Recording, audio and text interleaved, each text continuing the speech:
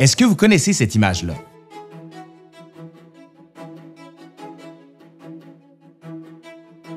Ouais, celle-là.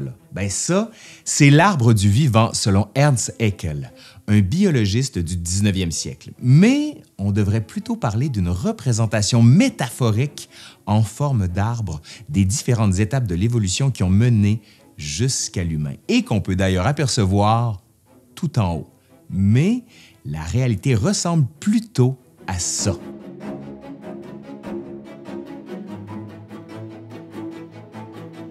C'est un arbre phylogénétique, une représentation schématique des liens de parenté entre les espèces basée sur le séquençage génomique. Et ça, c'est nous. L'humain est plus au sommet. Il se perd au milieu de toute la biodiversité. Disons que ça change un peu la perspective. Pour arriver à reconstituer ce portrait de l'évolution, il a fallu le concours de plusieurs scientifiques qui, avec rigueur et dévouement, ont tenté de répondre à une question qui occupe les penseurs depuis des siècles. D'où vient-on? Aujourd'hui, à l'Histoire nous le dira, la théorie de l'évolution avec Benoît Moffett. Oh, Benoît! Hey! Oh! Benoît, t'es vulgarisateur scientifique, mais t'es aussi comédien. Oui, je suis comédien. J'étudie en microbiologie, profil environnement à l'Université de Montréal. OK, c'est parti!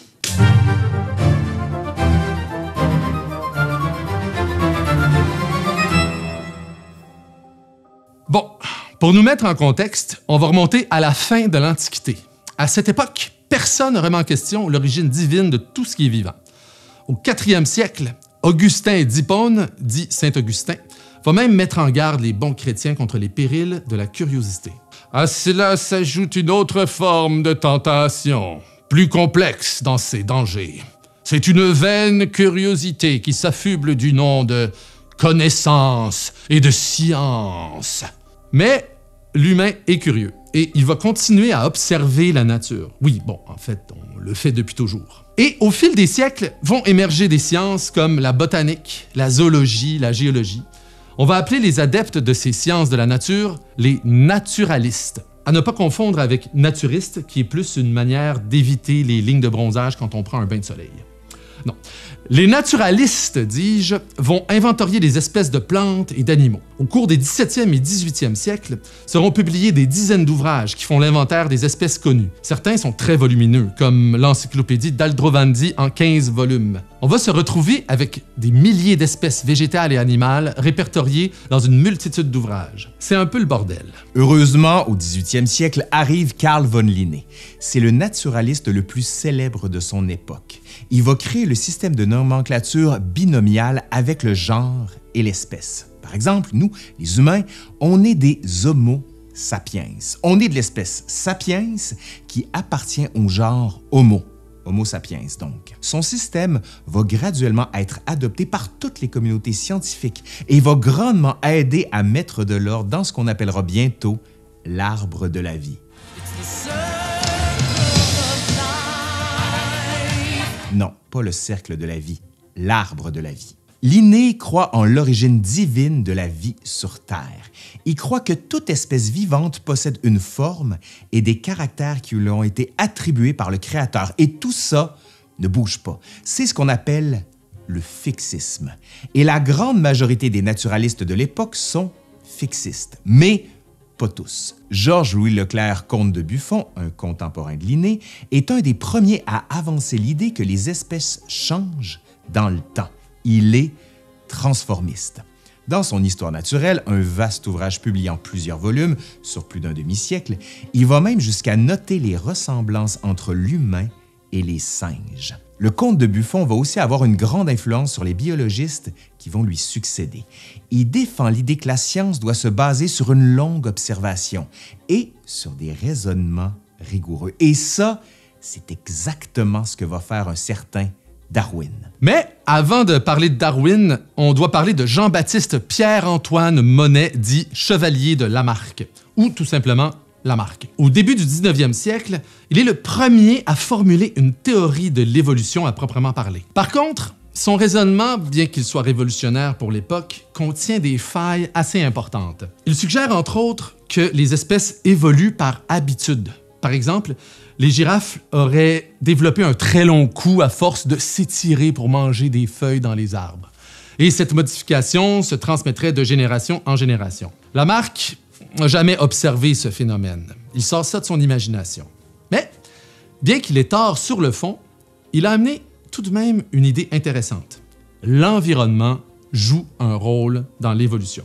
On arrive à Charles Darwin. En 1831, Darwin, fraîchement gradué de l'université Cambridge, où il a étudié pour devenir pasteur, décide de s'embarquer sur un voyage d'exploration naturaliste à bord du maintenant célèbre HMS Beagle. Pendant 5 ans, Darwin va faire le tour du monde et il va observer la nature. Il va aussi commencer à réfléchir à sa théorie. Et c'est à son retour qu'il va continuer à observer les plantes et les animaux et à noter ses idées dans des carnets. Il continue ses recherches. Il s'inspire du travail d'autres botanistes, zoologistes, géologues, anthropologues, des éleveurs de bétail et même des économistes comme Thomas Malthus. Pendant 20 ans, il va peaufiner sa théorie. Jusqu'au jour où Alfred Russel Wallace, un scientifique qui travaille lui aussi sur une théorie de l'évolution, lui envoie directement un article qui évoque des idées qui ressemblent beaucoup à la sélection naturelle, un élément central de la théorie de Darwin. Il connaissait déjà l'existence de Wallace, mais il réalise à ce moment-là que celui-ci est tout près du but et qui risque de lui voler l'originalité de ses découvertes. Il accepte alors que ses idées soient conjointement présentées avec celles de Wallace lors d'une conférence. Cette dernière a lieu le 1er juillet 1858. Darwin et Wallace sont malheureusement absents. Est-ce qu'ils craignent la réaction du public? C'est possible. Darwin se commet finalement et publie le 24 novembre 1859 L'origine des espèces, ou plutôt The Origins of Species by Means of Natural Selection. La totalité des 1250 exemplaires de la première édition s'écoule en moins d'une journée. Il y décrit en détail son raisonnement. D'abord, Darwin fait remarquer que les organismes ont une capacité naturelle à la variation. Autrement dit, les individus d'une même population sont tous un peu différents les uns des autres. Et puis, il note que ces variations sont héréditaires et qu'elles peuvent être sélectionnées par l'humain. Par exemple, un éleveur de chiens de course qui croise ses chiens les plus rapides entre eux pour que leur descendance soit aussi plus rapide.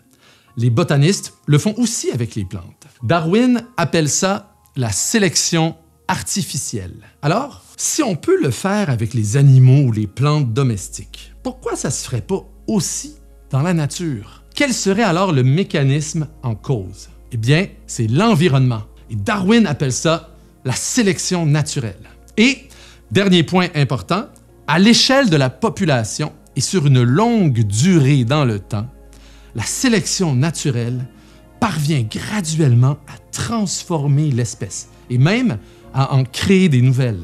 Pour illustrer ce concept, Darwin va créer ce schéma qui peut être considéré comme une des premières esquisses de l'arbre de la vie. Son raisonnement est rigoureux et est appuyé sur une multitude d'exemples et d'observations. Mais la réception du livre par la communauté scientifique est assez mitigée, particulièrement en ce qui concerne la sélection naturelle et son effet graduel.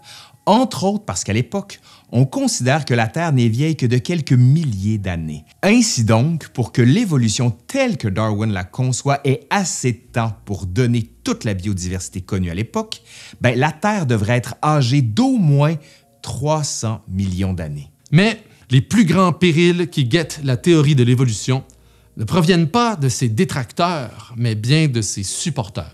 En 1864 paraît Principle of Biology, dans lequel Herbert Spencer, l'auteur, tente de résumer la théorie de la sélection naturelle par la phrase « Survival of the fittest ». Darwin trouve l'idée très bonne et va même l'incorporer à une nouvelle édition de L'origine des espèces. Pour plusieurs spécialistes de l'évolution, Darwin a cependant fait une erreur. Pourquoi? Le problème, c'est les sens multiples du mot anglais « fittest », qui peut vouloir dire soit le plus apte, soit le plus fort.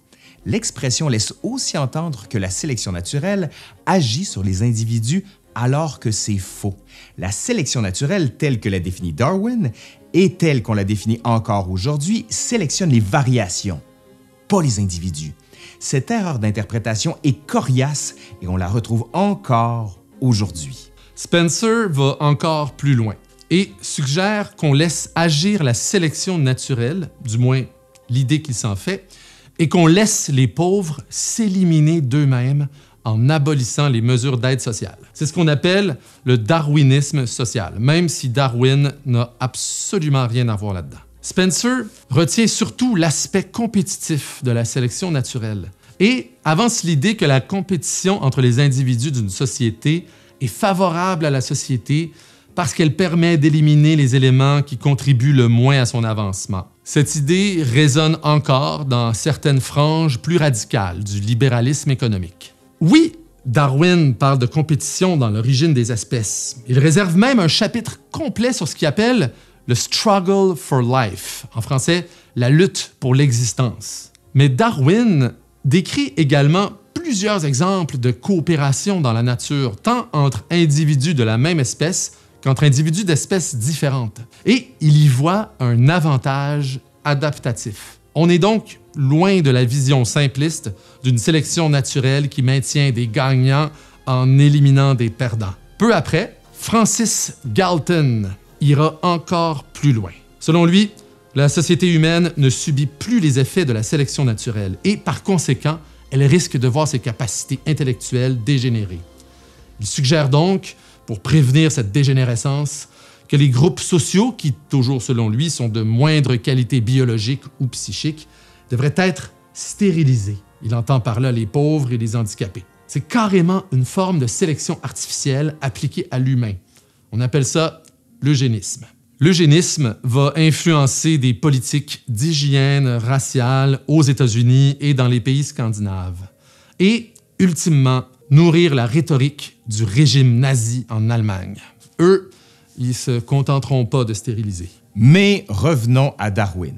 Au moment de sa mort en 1882, la théorie de l'évolution par sélection naturelle est de plus en plus populaire auprès des biologistes. Par contre, il reste des questions importantes en suspens. En effet, Darwin n'a jamais été capable d'expliquer ce qui cause les variations ou quels sont les mécanismes de l'hérédité. Ces deux concepts sont pourtant essentiels à la sélection naturelle. Il ne faudra pas attendre très longtemps avant que tout ça s'éclaircisse. Au début du 20e siècle, Hugo de Vries, Karl Correns et Erich Stresemark vont presque simultanément découvrir les lois de l'hérédité et se rendre compte que quelqu'un les avait découvertes 35 ans avant. Oui, en 1865, Gregor Mendel, un moine qui tentait de comprendre l'hybridation des plantes en cultivant des variétés de pois, a établi les lois de l'hérédité. Mais ces découvertes ne seront pas connues de son vivant et Darwin n'a pas pu en profiter. Il est néanmoins considéré comme le père de la génétique et on nomme les lois de l'hérédité les lois de Mendel.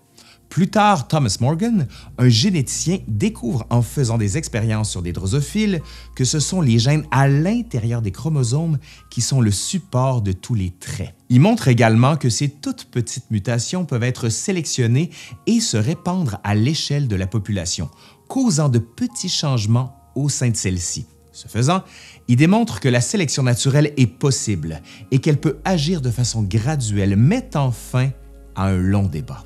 En 1932, John B.S. Haldane publie The Causes of Evolution.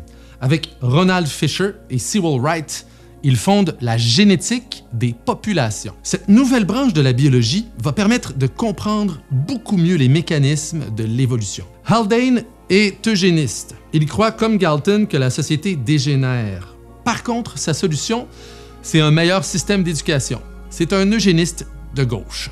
Ce qui n'a pas empêché l'auteur Aldous Huxley de s'inspirer des travaux de Haldane pour écrire Le meilleur des mondes, roman dystopique qui dépeint une société fondée sur un système de caste gouverné par des lois eugénistes. La génétique des populations va mener à ce qu'on appelle aujourd'hui la théorie synthétique de l'évolution, ou néo-darwinisme. Plusieurs autres scientifiques vont encore contribuer à faire avancer notre compréhension de l'évolution. Des plus petites mutations génétiques aux grands bouleversements qui ont eu lieu au cours de l'histoire naturelle. On peut citer Rosalind Franklin, première femme à apparaître dans la longue liste des contributeurs grâce à sa découverte de l'ADN en 1951. La sélection naturelle fait aujourd'hui consensus dans la communauté scientifique. La vision strictement adaptationniste de l'évolution sera également remise en cause en 1979 par Stephen Jay Gould et Richard Lewontin.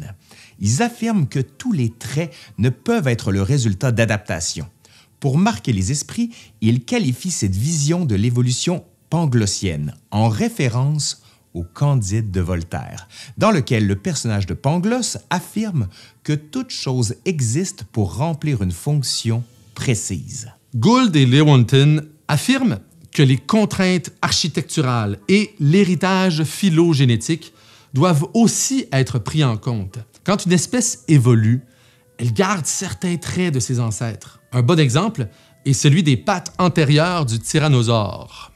Difficile de trouver une utilité à de si petites pattes. Ah oui, il peut même pas se gratter avec. On peut donc pas considérer chaque trait comme le résultat d'une adaptation. Gould et Lewontin nous rappellent que l'étude de la morphologie est encore pertinente et qu'on ne peut compter uniquement sur la génétique et la biologie moléculaire pour comprendre l'évolution. Ce faisant, ils rendent un peu hommage aux naturalistes qui, sans outils particuliers autres qu'un carnet et une plume, ont observé patiemment la nature, ont réfléchi et, par de simples déductions, ont mis en lumière des phénomènes invisibles et d'une grande complexité. Aujourd'hui, le séquençage génomique, combiné à la puissance de l'informatique, nous permet d'étudier et comprendre l'évolution avec une précision inouïe, avec des applications dans plusieurs sphères de la biologie, notamment en santé, pour comprendre, par exemple, l'évolution des virus. Si la théorie de l'évolution fait aujourd'hui consensus dans la communauté scientifique et une grande part de la société, certains cherchent toujours à la contester. Ils appartiennent au mouvement créationniste, né aux États-Unis au début du 20e siècle et maintenant répandu un peu partout dans le monde. Ces mouvements rejettent la théorie de l'évolution et vont parfois même jusqu'à détourner les faits scientifiques pour parvenir à leurs fins.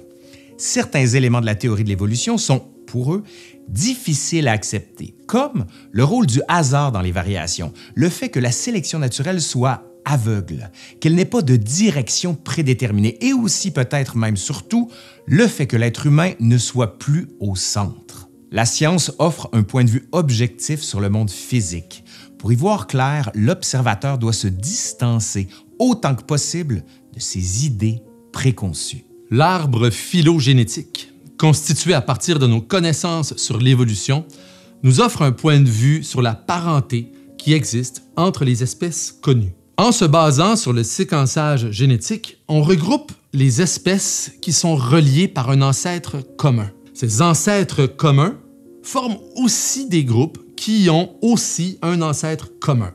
Et on continue comme ça, on remonte le temps jusqu'à un ancêtre qui serait commun à toutes les formes de vie qui ont existé sur la Terre. C'est l'histoire du vivant racontée à l'envers, en partant du présent observable et en allant vers un passé dont les traces sont de moins en moins accessibles, voire complètement disparues, mais qu'on peut reconstruire hypothétiquement grâce à l'informatique. Il n'appartient pas à la science de donner un sens à notre existence. Elle peut cependant nous enseigner que notre histoire se confond avec celle de toutes les autres formes de vie. Allez, c'est fini pour aujourd'hui. Oh, attendez!